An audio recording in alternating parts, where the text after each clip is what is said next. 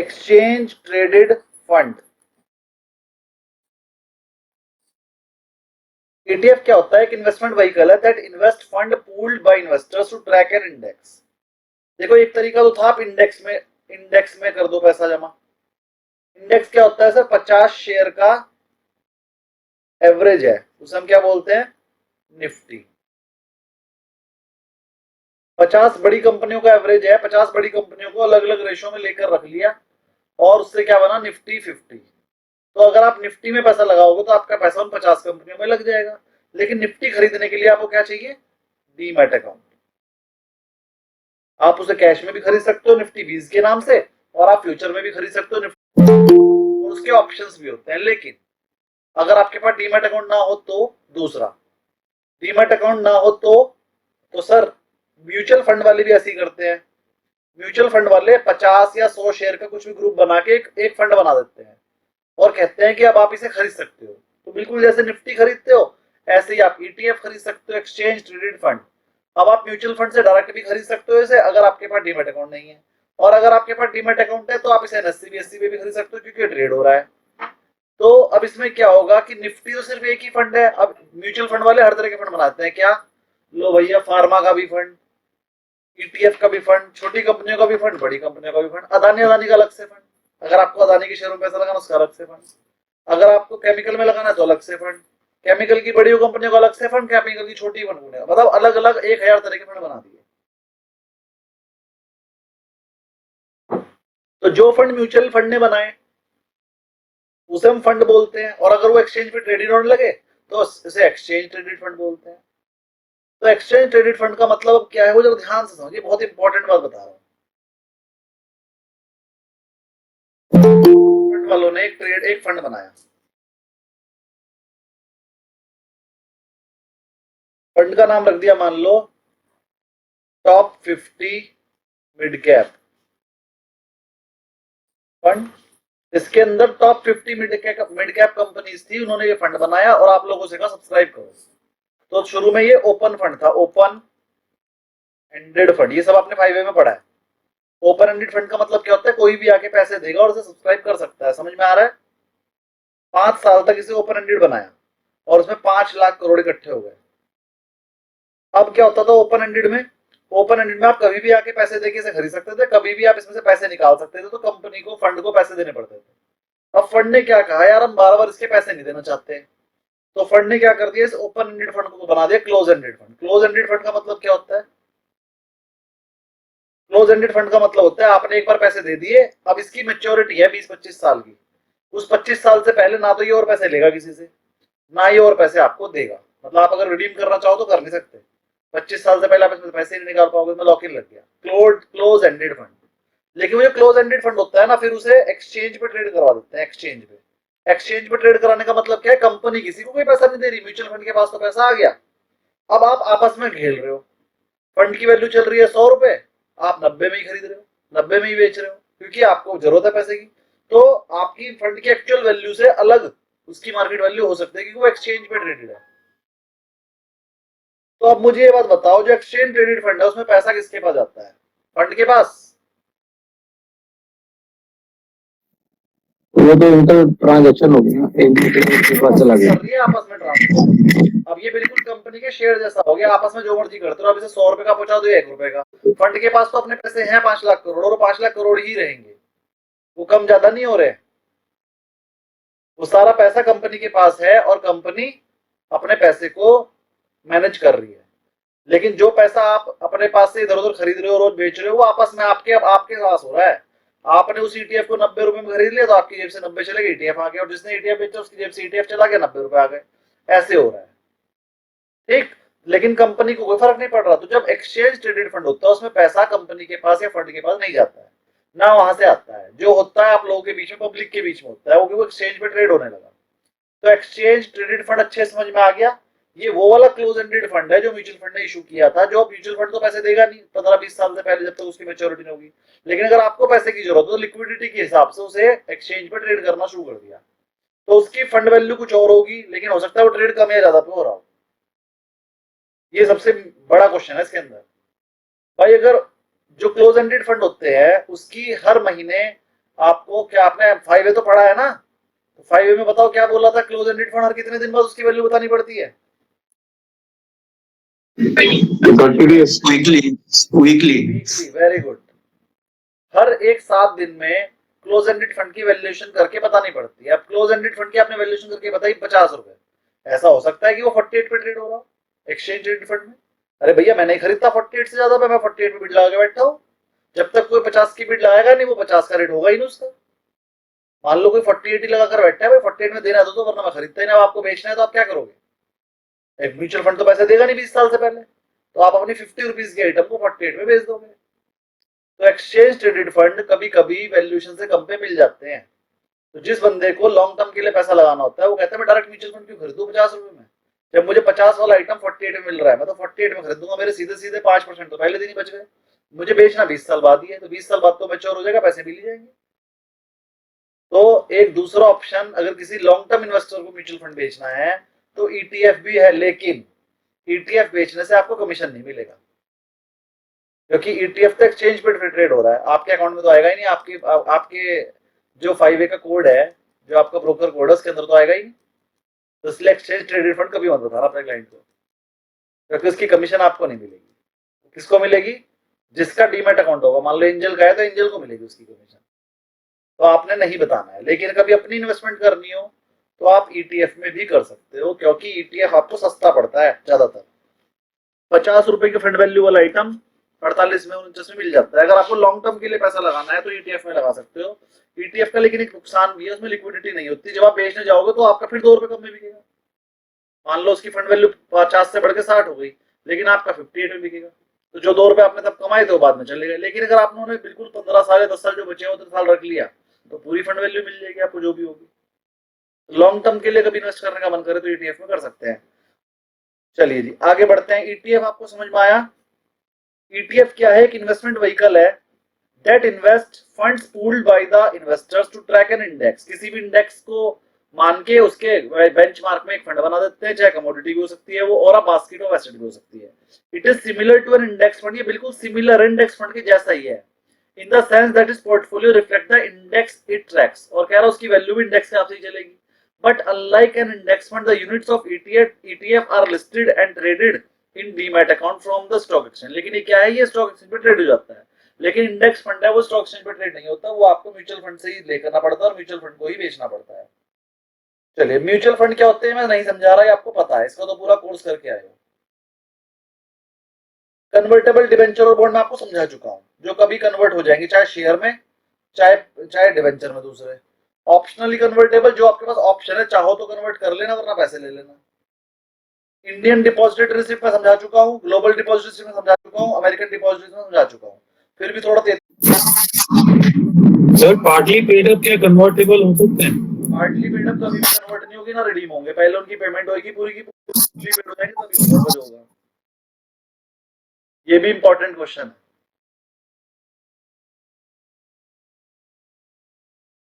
Partly paid को redeem भी नहीं कर सकते।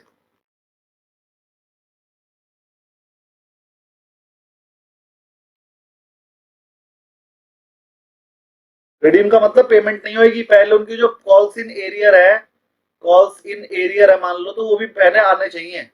जब वो आ जाएगी, वो फुल्ली पेड अप बन जाएगा तो ही उसे पैसे देंगे, वरना उसके पैसे को फॉर फीचर कर लेंगे जितना भी। तो भैया हमने तेरे को 10 बार पैसे मांगे, तूने नहीं दे पाया, चल अच्छा तेरा शेयर हो गया फॉर फीचर, मतलब अब वो शेयर होल्डर रहा ही नहीं, जो उसने पैसे दिए थे वो खा गए।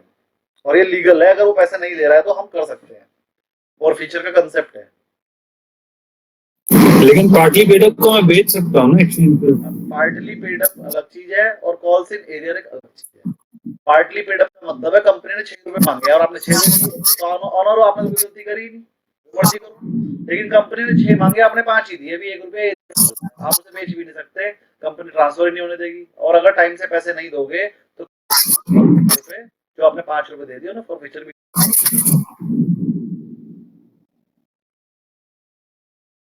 इंडियन डिपॉजिट है, म्यूट कर लीजिए। Issued by the foreign company. पहली बात तो ये फॉरेन कंपनी ही इशू करेगी। अगर इंडियन कंपनी को इंडियन रुपीस में कुछ इशू करो तो शेयर इशू कर देगी ना, उसे डिपॉजिट रिसिप्ट क्यों इशू करना है। लेकिन जो अमेरिका की कंपनी होगी, अगर उसे इंडियन रुपीस में अपना शेयर बेचना है तो क्या करेगी? इंडियन डिपॉजिट रिसिप्ट इशू करेगी। कैसे करती है? allowing Indian investor to invest in that foreign company without directly purchasing its share on international exchange. कह रही है कि वो इसलिए ऐसा करेगी कि अगर वो ऐसा नहीं करती तो आपको इंटरनेशनल एक्सचेंज पे जाके खरीदना पड़ता। अगर आपको एप्पल का शेयर खरीदना है तो आपको पहले नेस्डैक में जाके डीमैट अकाउंट खुलवाना पड़ेगा, फिर नेस्डैक पे जाके डीमैट अकाउंट खुलवा के आप फिर खरीद सकते हो एप्पल का share.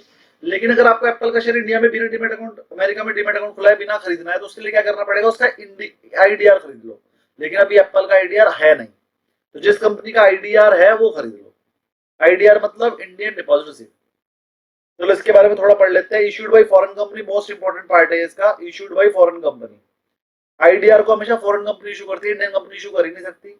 Traded on Indian stock exchange, NSC BSc पे वो ट्रेड होगा। डोमिनेटेड इन इंडियन करेंसी, ये भी इंपॉर्टेंट है। इंडियन करेंसी में ये तभी तो वो आईडीआर है, इंडियन करेंसी में है तभी तो आईडीआर बोल रहे हैं। फॉरेन करेंसी में तो फिर क्या फायदा। Can be converted into underlying shares after lock in period, और कुछ सालों के बाद वो इंडियन करेंसी के शेयर में कन्वर्ट हो जाती है। आईडीआर इंडियन करेंसी के शेयर में हो जाएगी, एडीआर अमेरिकन में हो जाएगी, और जीडीआर जिस स्टेट जिस कंपनी की होगी, जिस वाले देश की होगी, उसी वाले शेयर में कन्वर्ट हो जाएगी। तो जीडीआर समझाने की जरूरत नहीं है, सेम है बिल्कुल। अलग अलग कंट्रीज में जब आपको पैसा निकालना होता है तो आप allows companies to raise capital from international investor. Traded on foreign stock exchanges like London, या जहां कभी कंपनी होगी वहां पर होएगा, Luxembourg stock exchange. Dominated in freely convertible foreign currency like USD और ईयूआर, या तो यूरो में होती है वो या यूएसडी में होती है, इसीलिए उसे यूरो बॉन्ड भी बोलते हैं जब बॉन्ड इशू होते हैं। तो क्योंकि वो दो ही करेंसी में हो सकते हैं, या तो यूएसडी डॉलर में या फिर यूरो में, पर इन दो के अलावा और कोई करेंसी नहीं जो सबको सब मानते हो। अमेरिकन डिपॉजिट रिसिप्ट वो है जो यूएस के स्टॉक एक्सचेंज में होगी।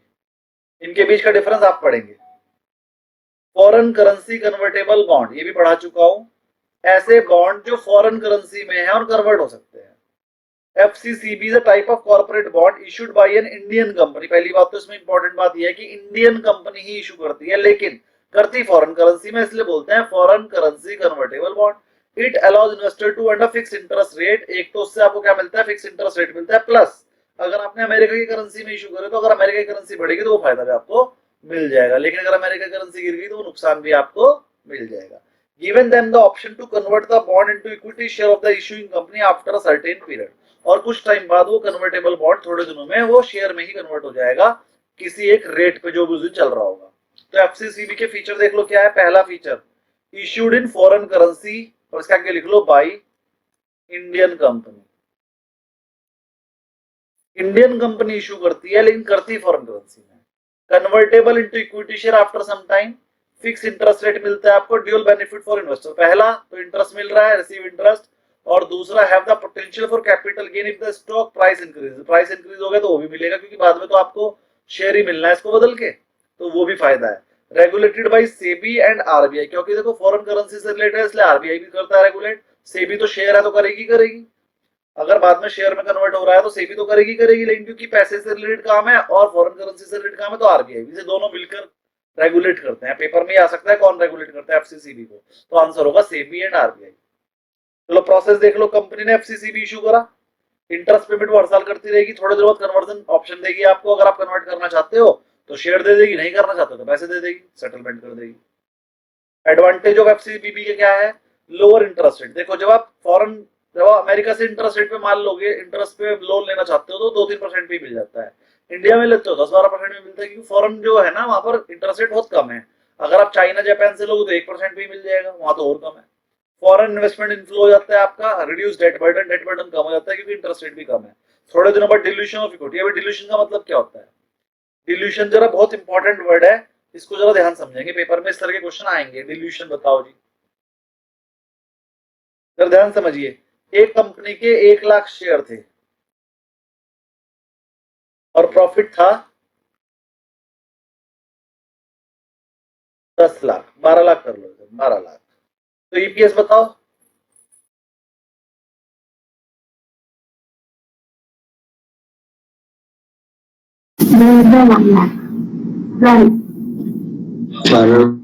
सबको समझ में आ गया। फॉर्मूला होता है net profit divided by number of share. तो आगे आंसर आ रहा सबको। अब कंपनी ने क्या करा, 2 लाख शेयर फ्रेश इशू कर दिए, फ्रेश इशू 2 लाख। अब बताओ डिल्यूटेड ईपीएस, डिल्यूटेड का मतलब क्या होता है?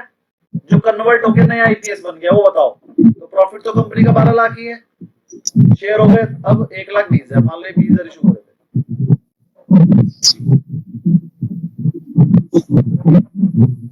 इसको समझ में नहीं आया 10 रुपए? हाँ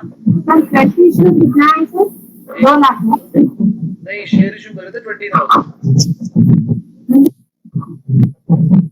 ये मैंने 20 कर दिया था बाद में, बड़ी वाली 0 है ये। जो म्यूट हो जाएगी इसकी आवाज आ रही है। तो फ्रेश इशू कर दिया कंपनी 20,000, तो 1 लाख पहले से थे, 20,000 और इशू कर दिए, तो डिल्यूटेड ईपीएस, नया ईपीएस क्या हो गया? 12 लाख डिवाइड बाय 120, 10 रुपीज। तो इस फ्रेश इशू होने की वजह से कंपनी का ईपीएस 12 रुपए से कम होकर 10 रुपए हो गया। तो जो नया ईपीएस होता है उसे बोलते हैं डिल्यूटेड ईपीएस। ऐसे ही अगर एक कंपनी के पास 1 लाख शेयर थे और मिस्टर ए के पास 10,000 थे, तो ए कितने परसेंट का शेयर होल्डर था? सबको समझ में आया? ए कंपनी में कितने परसेंट का मालिक था? 10%।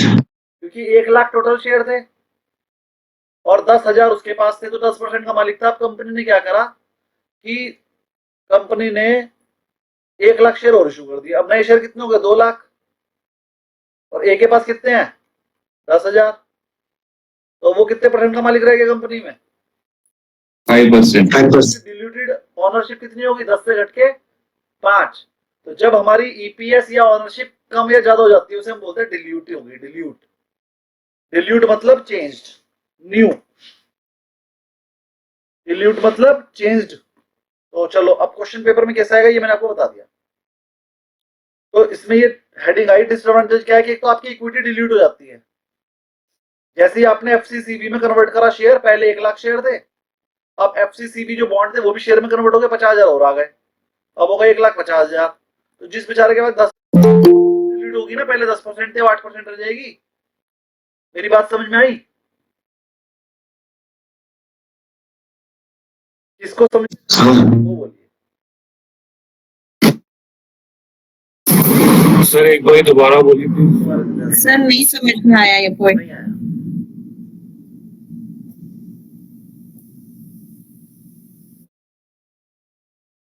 एक कंपनी में 1 लाख शेयर थे और मिस्टर ए के पास 10,000 शेयर थे। तो पूरी कंपनी में अगर जो प्रॉफिट होता है उसमें से उसका हिस्सा कितना होता था? 10%। कंपनी ने 1 लाख शेयर और इशू कर दिए,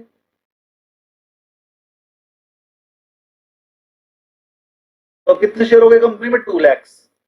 ए के पास तो बेचारे के पास 10,000 है, उसको थोड़ी लिए, और तो वो कितने परसेंट का शेयर होल्डर रह गया? 5% का। तो अब जो पहले ए को टोटल प्रॉफिट का 10% मिल जाता था, अब कितना मिलेगा? 5%, क्योंकि जो प्रॉफिट पहले बचता था वो प्रॉफिट अब 2 लाख में बटेगा। इसमें इन्वेस्टर की क्या गलती है सर? वो तो अपना अनफॉर्चुनेटली फंड वैल्यू है, कंपनी ने अपना डाइल्यूट। हाँ, तो कंपनी ने डायल्यूट करा, तो अब 2 लाख पे भी तो कमाएगी कंपनी, पहले 1 लाख पे कमा रही थी, प्रॉफिट भी तो डबल हो जाएगा आने वाले सालों में।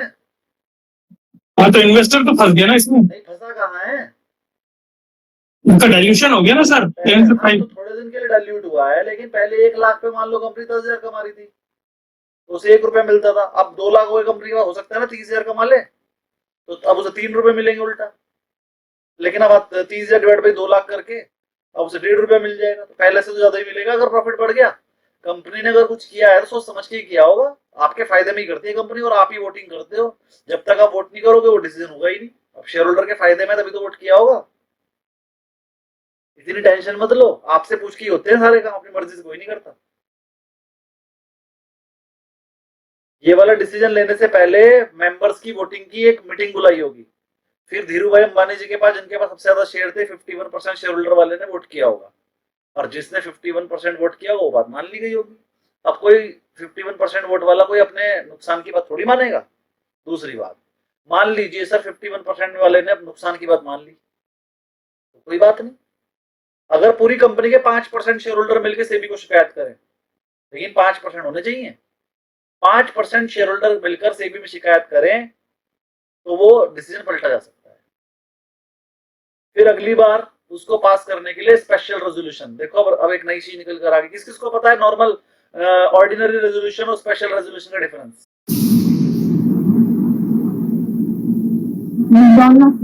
No sir. तो जब नहीं पता तो नहीं पता। किसको पता है?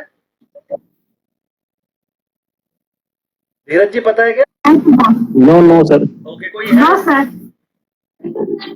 कोई है एक आधा बंदा जिसको पता है नॉर्मल रेजोल्यूशन और स्पेशल रेजोल्यूशन जो कंपनी पास होते हैं उसमें क्या डिफरेंस है? कोई एक? ये वैसे जो बोर्ड मेंबर होते हैं वो जो करते हैं वो मेरे ख्याल में स्पेशल दोनों के दोनों रेजोल्यूशन पास होता है पेरोल पर। सर लेकिन स्पेशल रेजोल्यूशन जो है कि अगर कंपनी में कुछ फ्रॉड हो जाए, कुछ इशू हो जाए अंडर स्पेशल सर्कमस्टेंसेस।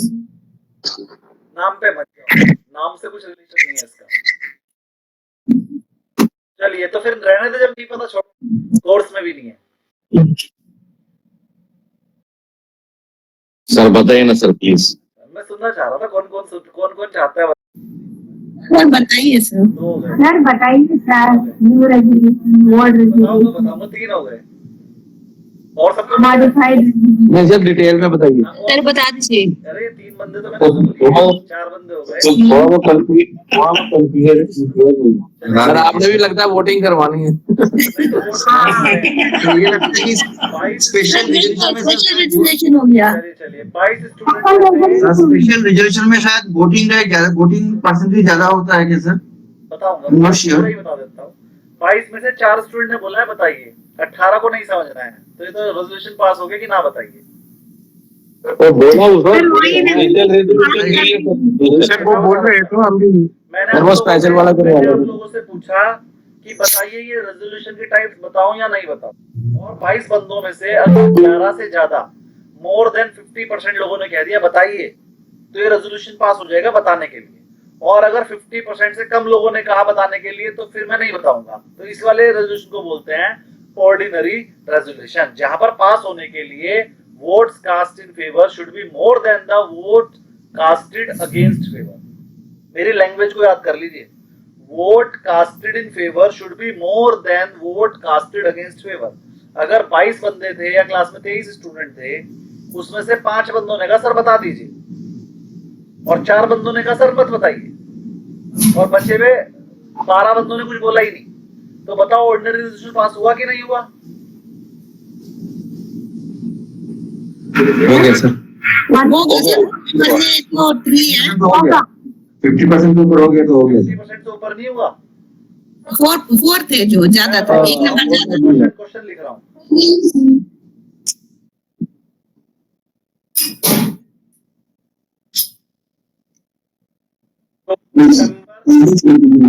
प्रेजेंट 25, आप म्यूट हो जाइए।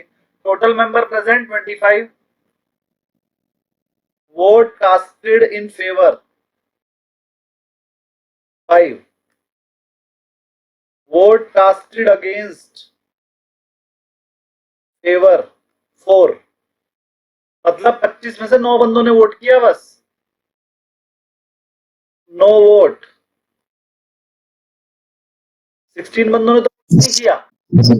अब 25 में से सिर्फ 9 बंदों ने वोट किया, जिनमें 5 ने कहा सर बता दीजिए, 4 ने कहा हम नहीं बताइए, बताइए रेजोल्यूशन पास या फिर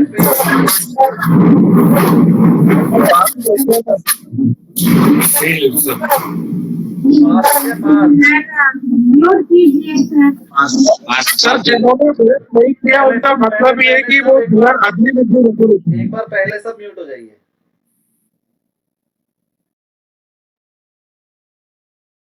मैंने क्वेश्चन ये नहीं बोला था कि मोर देन 51% वोट्स होने चाहिए। मैंने फॉर्मूला बोला था vote casted should be more than vote casted against the motion. Votes casted in favor should be more than vote casted against the favor। मैंने ये बोला। It's greater sir, 5 is greater than 4. Greater than 4, so resolution passed। इससे फर्क ही नहीं पड़ता कि कितने share holder हैं, इससे फर्क पड़ता है कितने शेयर होल्डर्स ने वोट दिया। अब जब वोटिंग होती है आप लोग तो वोट देने जाते ही नहीं हो, कोई भी नहीं जाता। वोट देने के लिए मैंने बताया था उस डेट पे जाके अगर किसी भी टाइम, तो एक टाइम दे देते हैं वो कि 20 तारीख को, 20 मई को 4 बजे से लेकर रात के 8 बजे तक 4 घंटे के लिए विंडो ओपन है। आप जाओगे, लॉग इन करोगे, पहले रजिस्ट्रेशन करना पड़ता है, पहले फिर उस दिन जाके लॉग इन करके आप अपना वोट कास्ट कर दोगे, बस अपने डीमेट अकाउंट से लॉग इन होगा वो, ठीक है।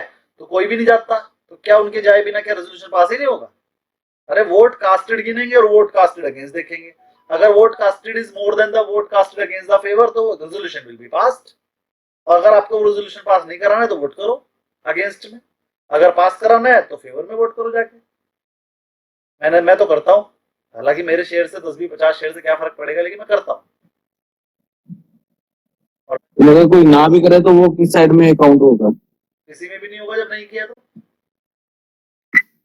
तो अगर जितने वोटेड हुए हैं उस हिसाब से ही वो डिसीजन होगा। बिल्कुल, जैसे मैंने अभी आपको बताया, यहाँ पे टोटल 25 मेंबर थे, उसमें से 5 ने तो कहा कि नहीं कर दो, 4 ने कहा नहीं करना, तो वो होएगा फिर वो काम, क्योंकि 5 वोट कास्टेड इन फेवर ज्यादा है। अब समझ में आ गया सबको? इसे बोलते हैं ऑर्डिनरी रेजोल्यूशन। इसका फॉर्मूला क्या होता है? अब इसे लिखूं दोबारा, votes casted in favour should be more than votes casted against favor। तो ऑर्डिनरी रेजोल्यूशन पास हो जाता है। ऑर्डिनरी रेजोल्यूशन को शॉर्ट में बोलते हैं OR। अगला SR, बताओ किसी को? Yes, sir. यस का मतलब होता है vote casted in favour should be more than 3 of votes casted against favor।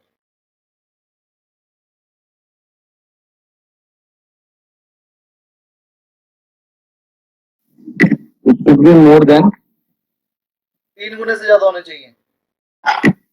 देख लेता हूँ यार, 3 गुना है कि 2 गुने है, बहुत दिन हो गए पड़े हुए। स्पेशल रेजोल्यूशन,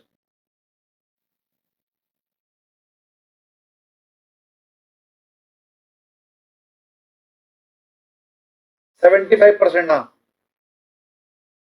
वो कह रहा है special resolution is a formal decision pass by the companies member shareholder that require a higher majority votes in favour compared to an ordinary resolution. It is typically used for significant और controversial matter that is need to higher level of approval, usually requiring at least 75% of the votes.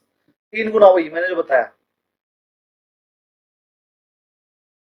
75% vote जो है favour में होना चाहिए minimum total का। मतलब जो आपने अगेंस्ट करे होंगे तो 3 गुना कर लेंगे और फिर देखेंगे कौन बड़ा। अब मुझे अगला क्वेश्चन बताओ,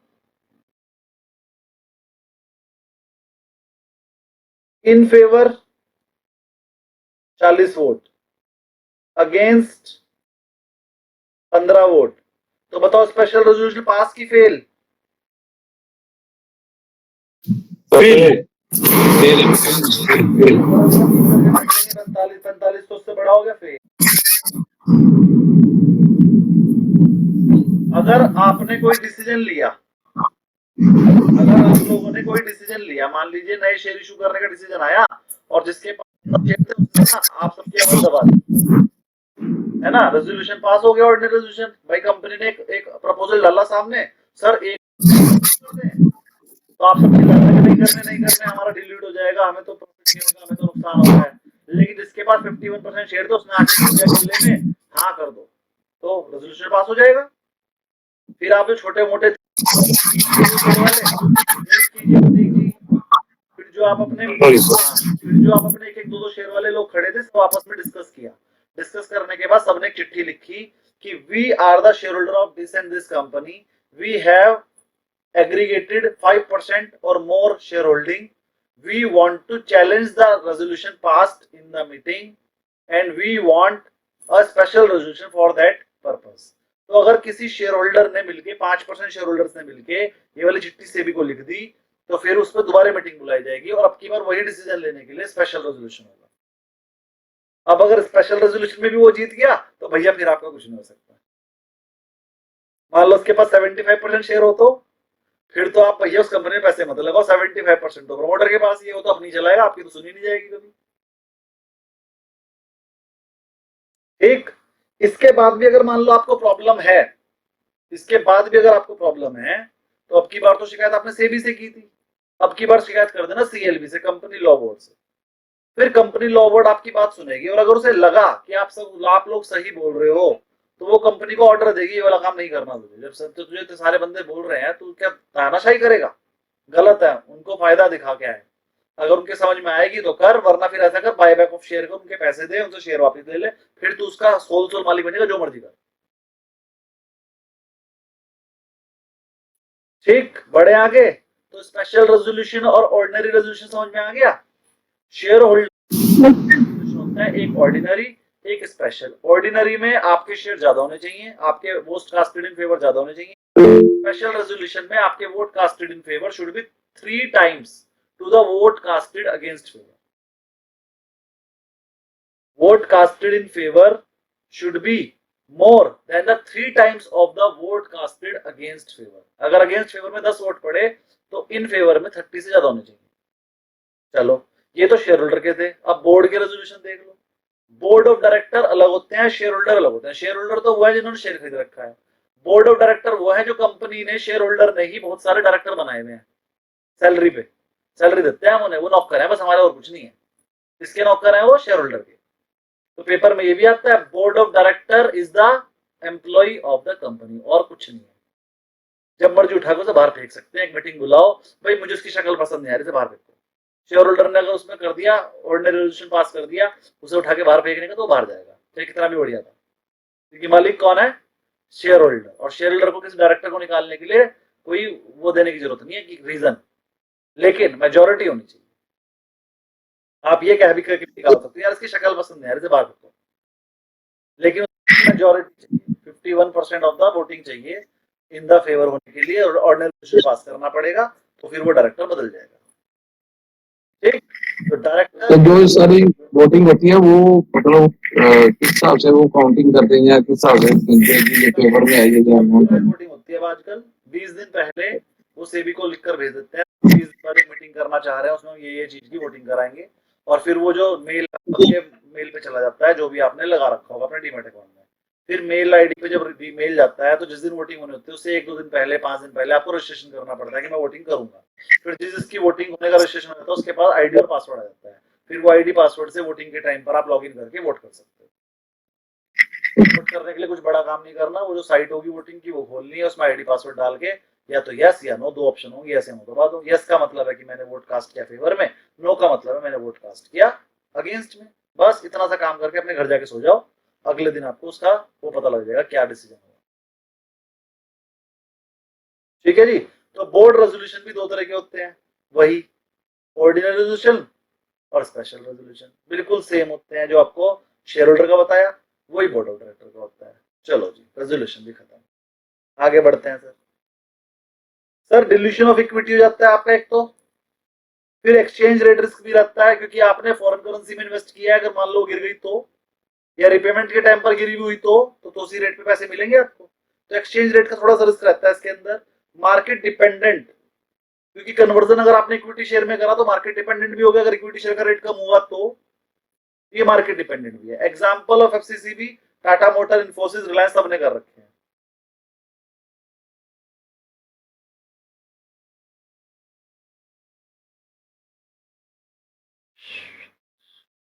हाँ जी, आगे बढ़ते हैं। यहां तक कोई प्रॉब्लम हो तो पूछिए।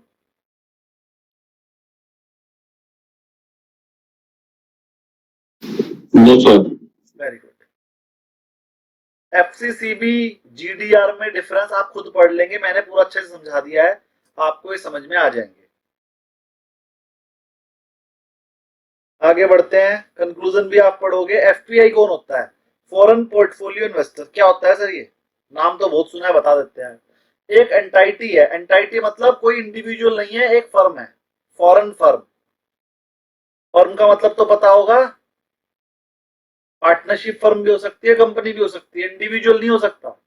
एक एफपीआई का मतलब होता है सर, एक एंटाइटी होती है एस्टैब्लिश्ड और इनकॉर्पोरेटेड, रजिस्टर्ड होती है आउटसाइड इंडिया। पहली बात तो फॉरेन होनी जरूरी है। That proposes to make investment India, और इंडिया में इन्वेस्टमेंट करना चाह रही थी, है तो फॉरेन कंपनी लेकिन इंडिया में इन्वेस्टमेंट करना चाह रही थी। तो उस इंटरनेशनल इन्वेस्टर को must register with the regulator, उसे सेबी को रजिस्टर कराना पड़ेगा अपने आप को, to participate in Indian security market. Indian security market में अगर आप डायरेक्ट डीमैट अकाउंट खोल के कुछ खरीदना चाहते हो, तो चाहे आप इंडिविजुअल भी हो,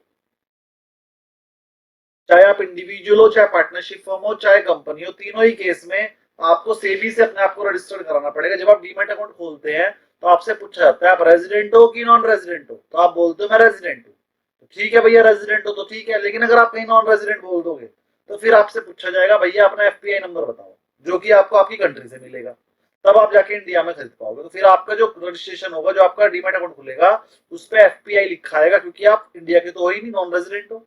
तो नॉन रेजिडेंट के अकाउंट को एफपीआई बोलते हैं, बाकी कोई डिफरेंस नहीं होता इनके अकाउंट में, सेम होते हैं बिल्कुल। समझ में आ गया?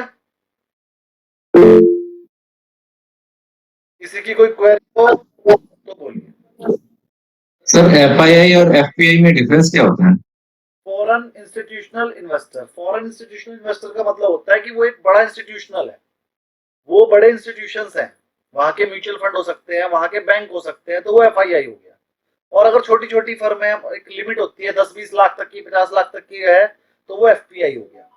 एफआईआई क्या होते हैं कि वो अपना डीमैट अकाउंट खोलते हैं, पहले फॉरेन कंट्री में रजिस्टर्ड होने के बाद वो यहाँ का डीमैट अकाउंट ले लेते हैं, तो वो हो गए एफआईआई। एफपीआई क्या हो गए? एफआईआई का ही पार्ट होते हैं, लेकिन वो इंडिविजुअल है, छोटी फर्म होती है, तो उसे हम एफपीआई बोलते हैं। एफपीआई पे कोई रिस्ट्रिक्शन नहीं लगती, तुम जितना मर्जी खरीदो और बेचो, क्योंकि उनकी तो कैपिटल ही कम है, उनकी कैपिटल की एक लिमिट है, कितनी है वो मुझे नहीं पता, वो देखनी पड़ेगी। एफपीआई की कैपिटल की एक लिमिट है और वो छोटी होती है बड़ी, तो वो छोटी है तो उनके पास ज्यादा शेयर होते ही नहीं है, जब ज्यादा शेयर होते ही नहीं तो उनके ऊपर कोई लिमिट लगती ही नहीं है।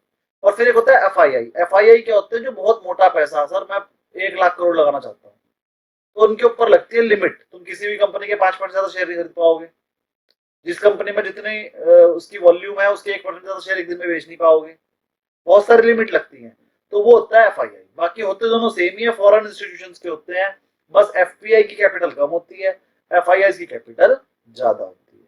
बहुत बढ़िया क्वेश्चन था, वेरी गुड, मतलब आप दिमाग खोल के पढ़ रहे हो, बाकी सब शांत बैठे हैं, दिमाग खोल के नहीं चल रहे।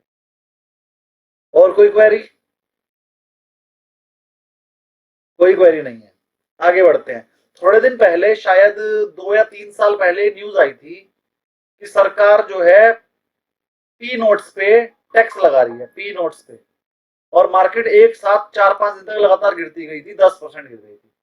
किस किस को वो न्यूज याद है?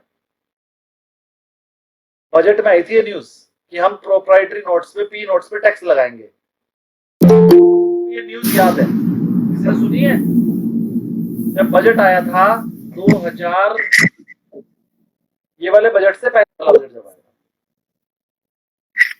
था, प्रोप्राइटरी नोट्स पे टैक्स लग गया था, और उस टैक्स लगने की वजह से मार्केट 10% टूट गई थी। लेकिन तब लोगों ने पी नोट्स का नाम भी पहली बार सुना था, तो वो पी नोट्स का जो कंसेप्ट आया था वो तब आया था।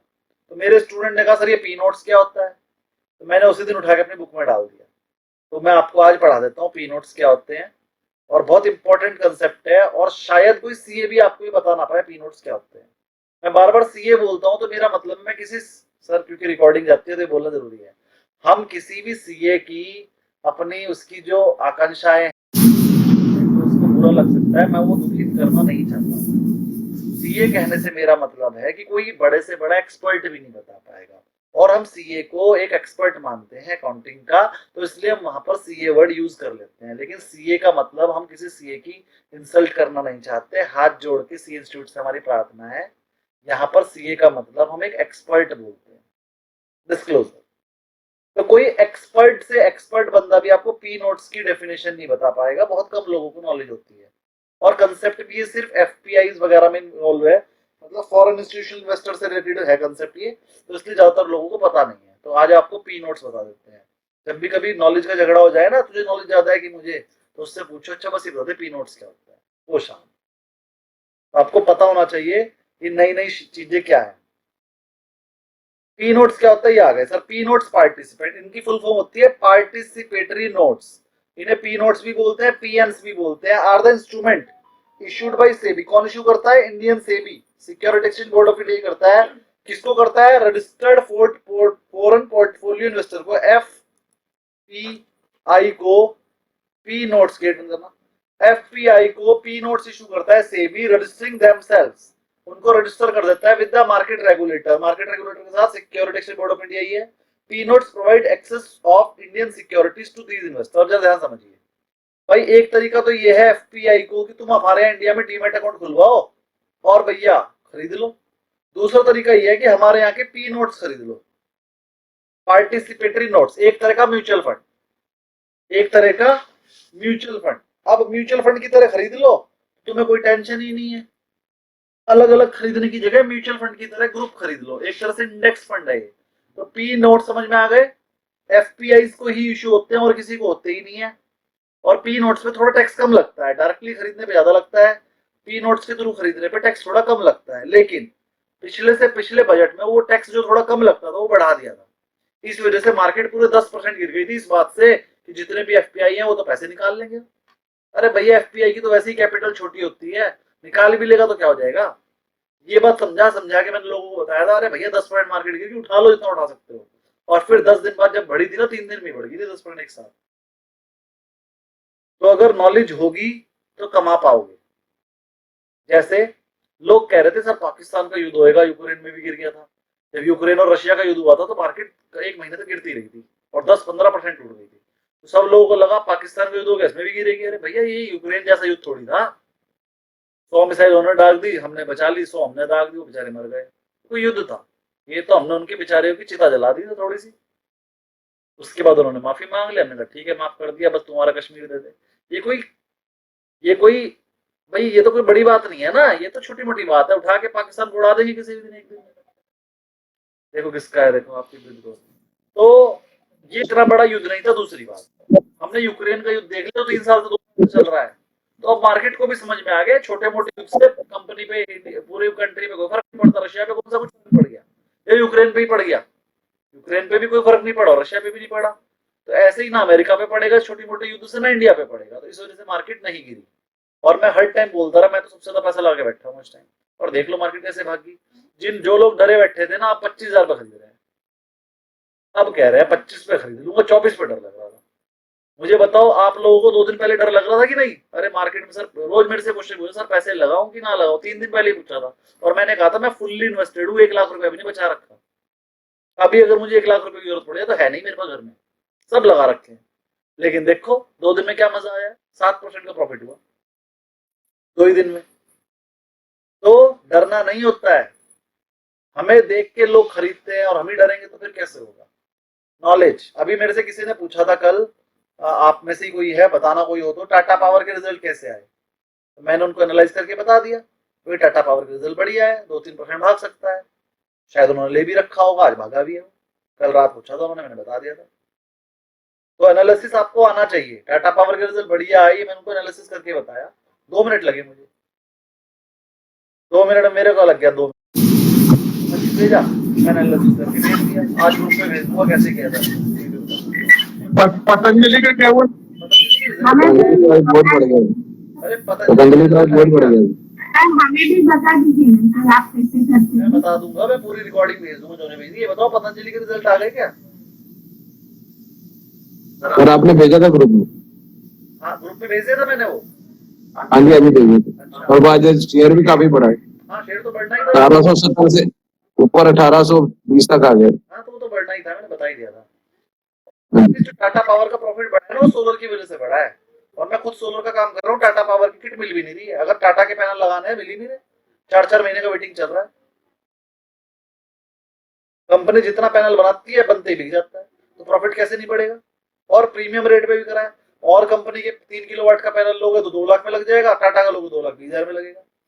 टाटा का 10% महंगा भी है, तो टाटा का तो प्रॉफिट बढ़ना ही बढ़ना था।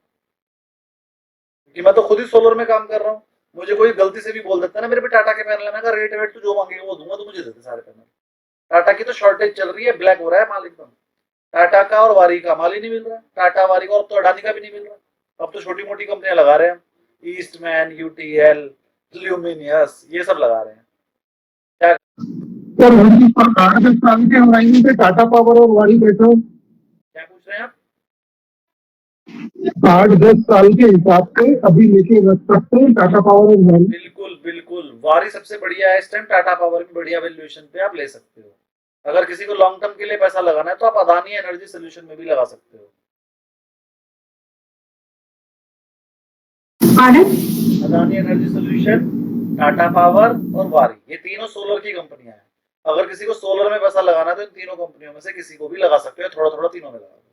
सोलर के लिए है कंपनी, और अगर 10-15 साल के लिए लगाना हो 10 साल के लिए तो ही लगाना, 1-2 साल में कुछ नहीं होगा, लेकिन 15 साल में कंपनी आपको कम से कम 15 गुना हो जाएगी।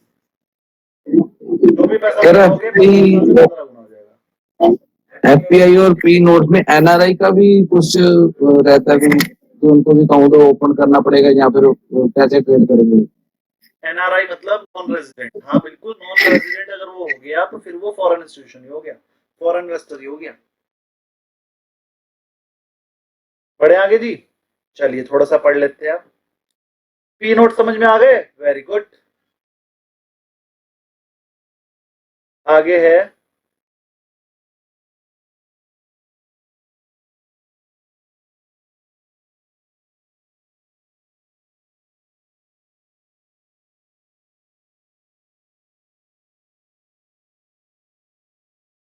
एक मिनट जरा रिफ्रेश होने दीजिए।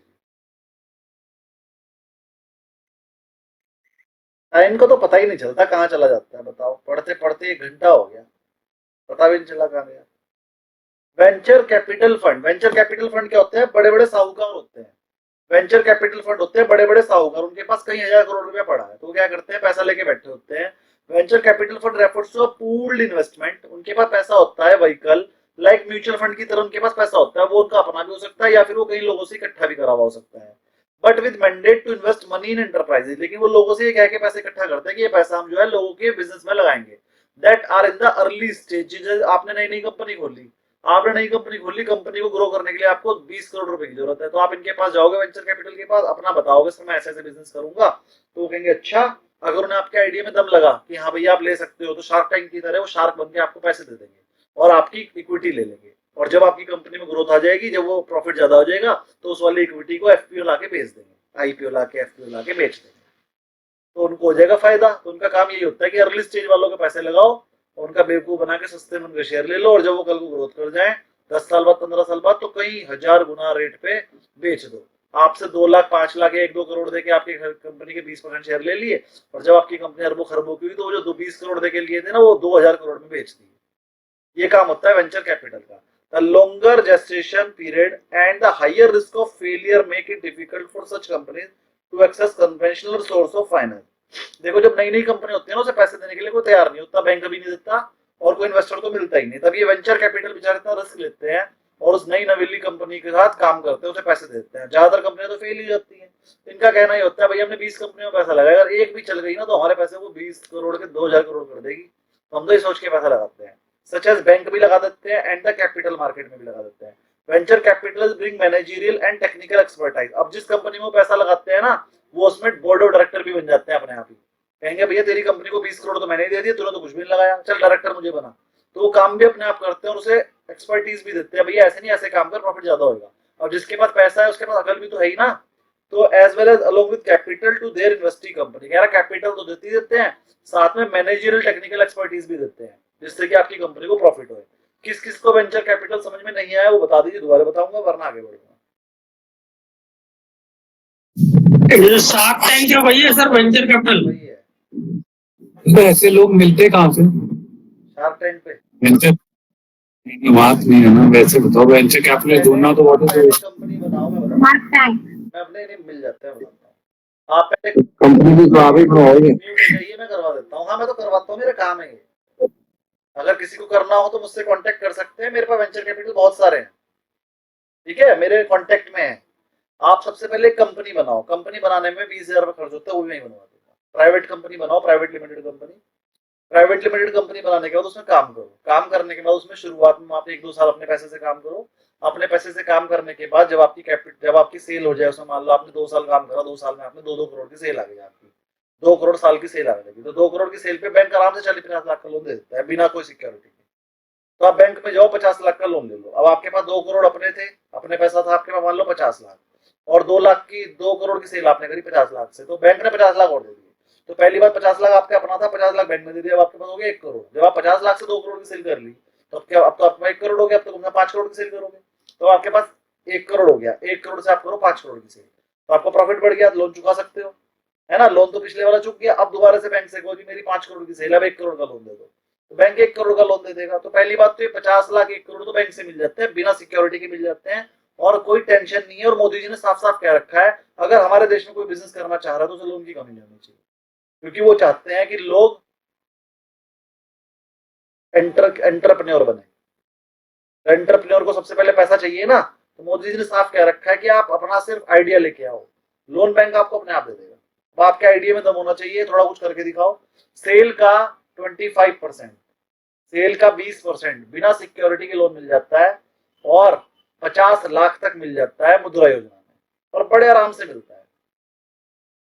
मैंने अप्लाई करी है, भी 40 लाख रुपए की फाइल कर ली, कन्फर्म कह रहा हूँ, मुझे 2-4 दिन के अंदर लोन फाइनल हो जाएगा, और कोई सिक्योरिटी नहीं दी मैंने, क्योंकि मेरी अगर बैंक वाले नहीं आगे फाइल आगे जाने देते, वो सिर्फ अपने जो फ्रंट कस्टमर होते हैं ना, जो बड़ी कंपनियां लेते हैं, उन्हीं को ही आगे प्रोवाइड कर देते हैं। जनसमर्थ पोर्टल पे जाना, जनसमर्थ पोर्टल पे जाना, उस पर लॉग इन करना अपना फोन नंबर डाल के, और वहां से मुद्रा योजना में जाके बिजनेस लोन, वहां से आपके पास अप्रूवल लेटर डाउनलोड करना 10 मिनट में, वो अप्रूवल लेटर ले जाके बैंक मैनेजर के हाथ में रख देना। अब या तो वो उसे एक्सेप्ट करेगा, या वो उसे करेगा रिजेक्ट। रिजेक्ट वो तभी करेगा जब आपके अंदर कोई कमी होगी, मतलब आपके पास बिजनेस होना चाहिए, पेइंग कैपेसिटी होनी चाहिए, बिजनेस प्रॉफिटेबल होना चाहिए, आईटी कार्ड होनी चाहिए, बैलेंस शीट्स होनी चाहिए, प्रोजेक्ट रिपोर्ट होनी चाहिए। ये सारी चीजें मैं बनाकर दे दूंगा, और फिर ये सारी चीजें लेके बैंक वाले के सामने रख देना। और अगर बैंक रिजेक्ट कर दे, तो उस रिजेक्टेड फाइल को उठा के, बैंकिंग का एक अधिकारी होता है, हर स्टेट में होता है, हर जिले में होता है, वो पता कर लेना, डीएम ऑफिस के आसपास बैठता है वो कहीं ना कहीं, वो पता कर लेना क्या होता है, उसे बोलते हैं बैंकिंग प्रोफेशनल ऑफिसर। उसे ढूंढ लेना कहाँ है, कोई ना कोई वाला बता देगा कहाँ है, जाके उसे शिकायत कर देना। फिर वो मैनेजर को बुला लेगा और आपको बुलाएगा और गाली दे देगा, इसका लोन रिजेक्ट क्यों करा, रीजन बता। अगर मैनेजर सही रीजन दे पाया तो ठीक, अगर सही रीजन ना दे पाया तो मैनेजर का हो जाएगा ट्रांसफर और आपका हो जाएगा लोन। और रीजन वो दे नहीं पाएगा क्योंकि प्रोजेक्ट रिपोर्ट मैंने बनाई होगी। मेरी प्रोजेक्ट रिपोर्ट फेल कभी हुई नहीं आज तक, तो लोन होगा ही होगा। मैं बहुत बड़े बड़े लोन कराता हूँ, लोन कराने की 1 लाख के लोन पे जो मेरी फीस है वो 40,000 रुपए है, सिर्फ पेपर बना के देने। अच्छा, ठीक है, और पेपर 10 मिनट लगते हैं मुझे। तो नॉलेज बहुत, पैसा कमाना इतना इजी है अगर आपके पास नॉलेज है, बहुत इजी। चलिए, आपको यही प्राइवेट इक्विटी फर्म भी वही होती है वेंचर कैपिटल की तरह, ये भी पैसा ही देती है।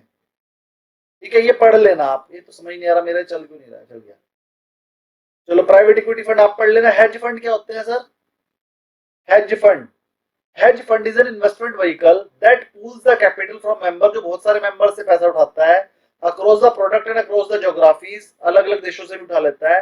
These fund manager generally have very wide mandate to generate return on the invested capital. इनको जो है कैपिटल में प्रॉफिट चाहिए होता है, तो ये हंट मतलब ढूंढते हैं opportunity to make money for their investor wherever possible, जहां भी उन्हें मिलती है वहां पर से पैसा कमाने की सोचते हैं। Actually, term hedge fund is misnomer as these fund may not necessarily be hedged। कि hedge fund का मतलब ये नहीं है कि वो hedging में ही पैसा लगाते हैं। hedge fund का मतलब होता है कि वो ऐसी जगह पर पैसा लगाते हैं जहां पर रिस्क कम हो, मतलब वो डायरेक्टली इक्विटी में पैसा नहीं लगाते, वो इस तरीके से पैसा लगाते हैं कि रिस्क कम हो जाए और एक फिक्स रिटर्न हमें मिल जाए इक्विटी की। तो वो हेजिंग में ही मिलता है भैया, एक तरफ कोई चीज खरीद लेते हैं, एक तरफ कोई चीज बेच देते हैं और उनके डिफरेंस में पैसा कमा लेते हैं, आर्बिट्रेज करते हैं। तो यहाँ पर आर्बिट्रेज वर्ड भी आपको समझ में आ गया। आर्बिट्रेज का मतलब एक जगह पर कोई चीज खरीदनी है, दूसरी जगह पर कोई चीज बेच देनी है, लेकिन इस वजह से दोनों का प्रॉफिट हो जाए। जैसे मैं गया देहरादून में जाके पता किया, तो वहां पर मैंने गोल्ड का रेट पूछा चेन्नई में, चलो चेन्नई का बता रहा हूँ, बिल्कुल सही एग्जाम्पल बता रहा हूँ। आप गए चेन्नई, जब आप चेन्नई जाओगे तो आपको गोल्ड का रेट वहां पर यूपी से 5%, 3-4% सस्ता मिल जाएगा। तो आप गए चेन्नई में गोल्ड का रेट पता करा, उन्होंने बताया 96,000, और वही गोल्ड आपने यूपी में पता करा तो 1 लाख रुपए। अब आप गए चेन्नई जाके आपने 1 किलो गोल्ड खरीदा, प्योर एकदम, तो 1 किलो गोल्ड खरीदने के लिए आपने मान लीजिए वहां पर रेट 96,000 था, तो 96,200 96 लाख रुपीस दिए और 1 किलो गोल्ड आपके हाथ में आ गया। वो 1 किलो गोल्ड बैग में डाला आपने और आ गए यूपी में लाके बेच दिया। तो वही 96 लाख का गोल्ड यहाँ पर कितने का बिकेगा, 1 करोड़ का, और आपको 4 लाख रुपए बच गए। ठीक है, और पूरे बिल पे लाया, पूरे बिल पे लाया मतलब आपने फर्म रजिस्टर्ड करी, चेन्नई से 96 लाख दिए प्लस 1% टैक्स दिया, और वही गोल्ड लाके आपने सहारनपुर में या यूपी में कहीं आकर 1 करोड़ प्लस 1% टैक्स पे बेच दिया। तो आपकी जेब से कुछ नहीं किया, आपको पूरे 4 लाख रुपए का प्रॉफिट होगा, और ये लीगल काम है बिल्कुल। 4 लाख में से जो चेन्नई से यूपी तक लाने का खर्चा है वो लेस कर लो और सिक्योरिटी लेस कर लो, वो 4 लाख रुपए से ज्यादा आ जाएगी। अगर आप किसी तरीके से 4 लाख से कम में ला सकते हो, रिस्क लेके ले आओ, ट्रेन में बैठ के आ जाओ, 4 लाख रुपए कमा लोगे, हर रोज कर लो रहेगा। तो इसी फिर ये बीएससी एनएससी के स्टॉक में भी करते हैं ना लोग आर्बिट्रेज। आप कैश में खरीदो और फ्यूचर में बेच दो। फ्यूचर का रेट कैश से 1% ज्यादा होता है, तो वो 1% हर महीने आपको मिल जाएगा, उसमें से ब्रोकरेज काट लो, बस 0.9% तो बच ही जाता है। और कभी कभी कैश में और फ्यूचर में 2-3% का डिफरेंस भी जाता है, तो वहां पर हेजर्स आ जाते हैं, कैश में खरीद लेते हैं, फ्यूचर में बेच देते हैं, और जो बीच का डिफरेंस होता है वो बच जाता है उन्हें। भाई जब आपने 1 लाख शेयर कैश में खरीद लिए और 1 लाख शेयर फ्यूचर में बेच दिए, तो शेयर चाहे ऊपर जाए चाहे नीचे जाए, आपको तो कोई प्रॉब्लम है ही नहीं है। लेकिन जो बीच का डिफरेंस है वो आपका प्रॉफिट है, उसी को बोलते हैं हेजिंग, उसी को बोलते हैं आर्बिट्रेज। तो हेज फंड भी समझ में आ गया, हालांकि आपने हेज फंड म्यूचुअल फंड भी पढ़ लिया, NISM 5A में पढ़ रखा था, वही है। तो हेज फंड भी हो गया। ऑल्टरनेटिव इन्वेस्टमेंट फंड, ये बड़ा इंपॉर्टेंट है और ये बहुत आता है और अभी बिल्कुल नया नया चल रहा है ये AIF। सर ये ऑल्टरनेटिव इन्वेस्टमेंट फंड क्या है? ये भी प्राइवेट पूल्ड इन्वेस्टमेंट ही है, scheme that invest in various asset class such as real estate में भी करती है, प्राइवेट कंपनी में भी करती है, कमोडिटी वगैरह में भी कर देती है। मतलब ये सिर्फ इक्विटी में ना करके ऑल्टरनेटिव इन्वेस्टमेंट ढूंढती है, इन्वेस्टमेंट के नए नए तरीके ढूंढती है। तो ऑल्टरनेटिव इन्वेस्टमेंट एसेट मतलब सब चीजों में करती है ये। Term alternative typically include all other asset excluding listed equity, कह रहा लिस्टेड इक्विटी को छोड़ के बाकी सब में भी करती है, यानी कि फिक्स इनकम इंस्ट्रूमेंट में भी करती है, फिक्स डिपॉजिट में भी करती है, कलेक्टिव इन्वेस्टमेंट स्कीम में भी करती है, ठीक है, म्यूचुअल फंड में भी करती है, NPS में भी करती है, इंश्योरेंस प्लान में भी कर देती है। तो ये होता है AIF, ऑल्टरनेटिव इन्वेस्टमेंट प्लान। तो जो लोग म्यूचुअल फंड बेच रहे हैं वो AIF भी बेच रहे हैं, सबको पता है AIF क्या होता है। नहीं बेच रहे हो तो आज ही अपनी म्यूचुअल फंड कंपनी से संपर्क करें और अपने म्यूचुअल फंड एडवाइजर से पूछें सर ये AIF क्या है, फिर वो आपको डिटेल में बताएगा। AIF भी आप बेच सकते हो और AIF बेचने पे आपको कमीशन भी ज्यादा मिलता है। जब आप म्यूचुअल फंड बेचते हो तो आपको कमीशन मिलता है 0.5% से लेके 1% तक, AIF बेचने पे आपको 2.5% कमीशन मिलता है, लेकिन AIF में रिस्क भी ज्यादा होता है।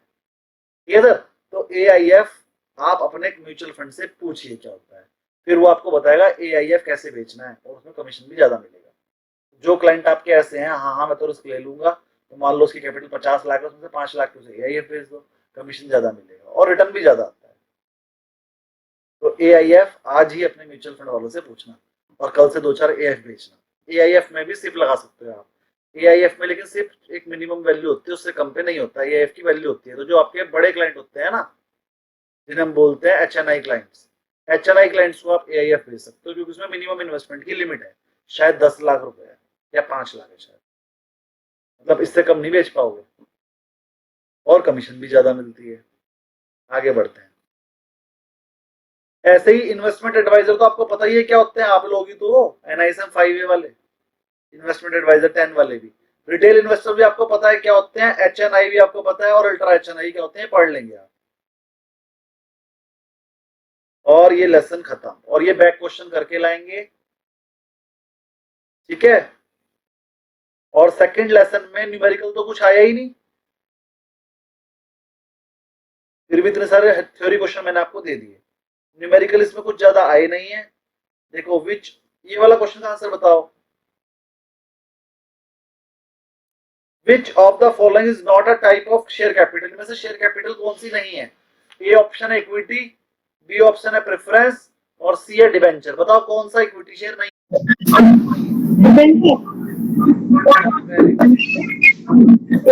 Very good, debenture. डिवेंचर में इंटरेस्ट मिलेगा ना? हाँ इंटरेस्ट मिलता है उसपे।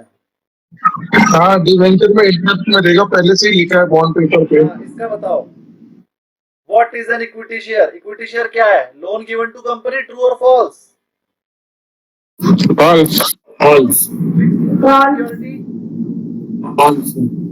फॉल्स, दोनों फॉल्स है। दोनों फॉल्स है। Very good. ये भैया मेरा हैंग क्यों कर रहा है इसमें?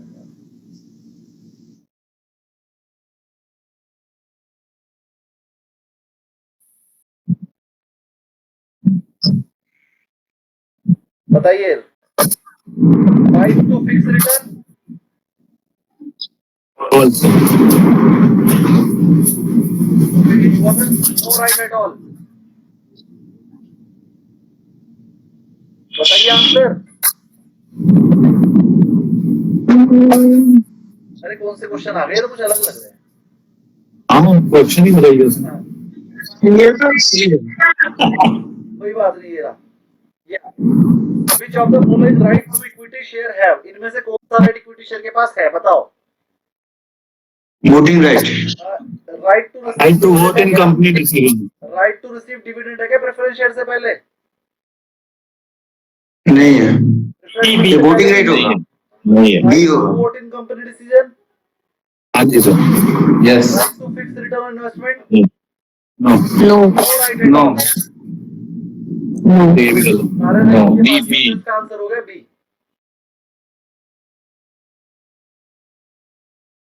Equity share are also called creditor of the company. Owner owners of the company. Owner of the owner of company. The company. Owner of the company.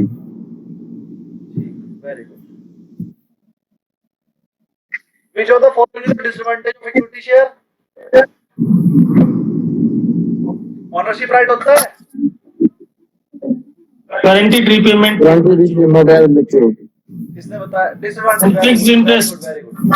यहाँ पर पूछा था डिसएडवांटेज, मतलब नुकसान क्या है इक्विटी शेयर लेने का? गारंटी रीपेमेंट एट मैच्योरिटी तो होता ही नहीं उसमें। ध्यान से पढ़ो, आंसर पढ़ो। बी होगा सर। अभी सर। सर इसमें फिक्स्ड इंटरेस्ट एट अर्निंग क्यों नहीं होगा सर?